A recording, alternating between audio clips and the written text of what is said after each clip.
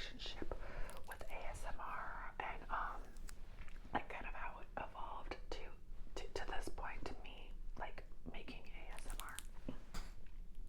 And I have the most random selection of stuff to tap on here, so don't mind me, okay? Um, we'll go way, way back to like childhood. This is, now I'm old, so we didn't have the term ASMR when I was little. Even if it was like a thing, it wasn't a thing anybody knew about. It might have been a thing as far as science goes, but it wasn't a common, nobody knew what it was called, so you didn't know how to connect with others, you know?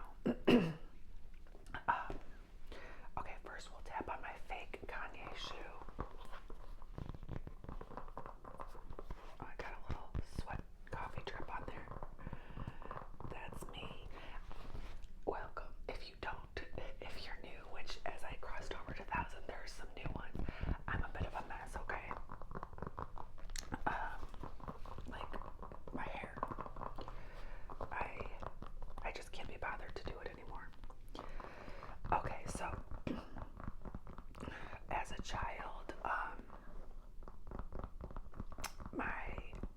had like a crazy childhood. I've been through more than one type of abuse, and we'll come back to that later.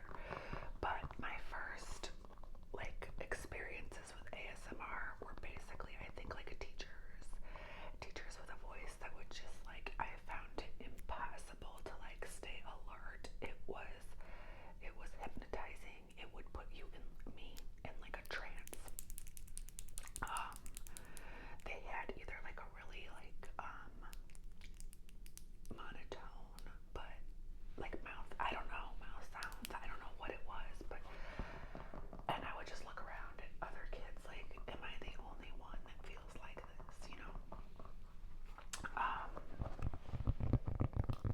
So I had that at the time. That went on all through school, but like also there would be other triggers that I would come across. Distinctly remember being a child and like McDonald's had that plasticky, like vinyl plasticky cover over their cashier thing, cash register buttons, and like as the guy was pushing on those, I was just like, oh, you know, I was like, don't stop, you need to keep going. I'm just gonna stand here all day and watch you push numbers, and I need to get a job here so I can push on those. Like I would have those like moments, and I remember describing it to people as I got a little older, like, you know, like those teachers that give you head tingles. And people would look at me like I was crazy. Well, I mean, come to find out, I'm neurodivergent, so like I would say those things expecting other people to like know what I was talking about, and as usual, they didn't, you know. They'd be like, no, bitch, seek help. I'm like, okay, I know that, but yeah. So like, again, like still there's no community, there's no, I couldn't find anybody that had this affliction to connect with. And that went on for a long, long time. Then I kind of just like forgot about it, or I didn't like seek ways to get it. I turned into an adult, and I had like addiction issues for many, many years. And so I eventually like I would start working on myself, and like I got sober, and this is I think it's natural deodorant. Oh, it's aluminum free. This one works pretty good though. This is just one that I keep in my work bag in case I forget.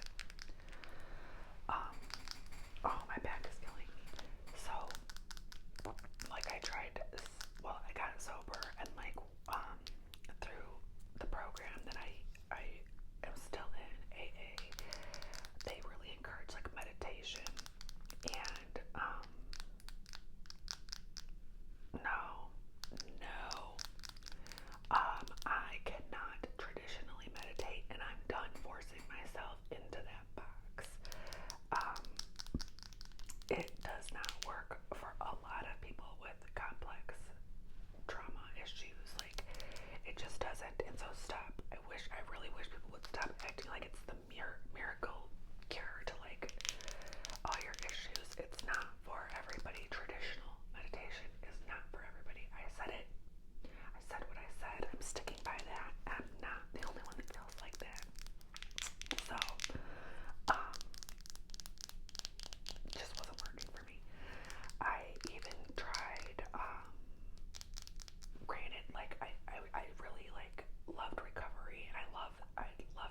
a.m. and I use a lot of it still on a daily basis.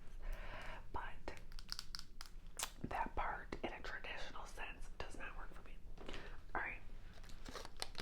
This is just a work tool that I use. It's actually 19 needles in a round configuration. So I even tried therapy. I've been through some therapy. You know, I